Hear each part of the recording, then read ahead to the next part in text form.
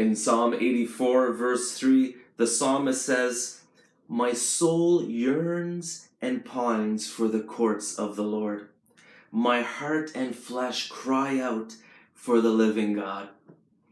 Brothers and sisters, our whole being is made to encounter God, to experience a union with God. In the Catholic Charismatic Renewal, sometimes we're criticized. People say, "Oh, you guys are into emotionalism. You focus on your feelings." And while it's true that in the spiritual life, we can't base our faith on feelings, we can't focus on feelings, we can't make feelings the center of our life because feelings can be unreliable. It's also true, however, that God gave us our emotions, our feelings, and they are good. And they are meant to be part of our encounter with God.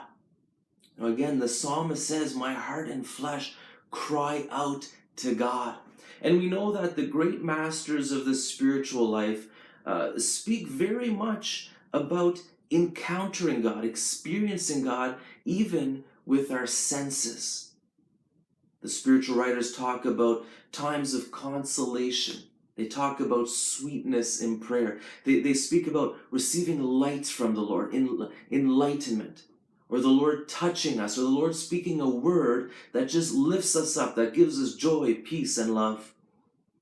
Brothers and sisters, there's nothing wrong with asking the Lord, saying, "Lord, I want to encounter you. I want to feel you." Father Jacques Philippe, again in his book, Fire and Light, he says, "These graces are very precious, and we must welcome them in recognition that they are a kind of food and encouragement for faith and love." We need God to touch us so that we can continue on this hard journey.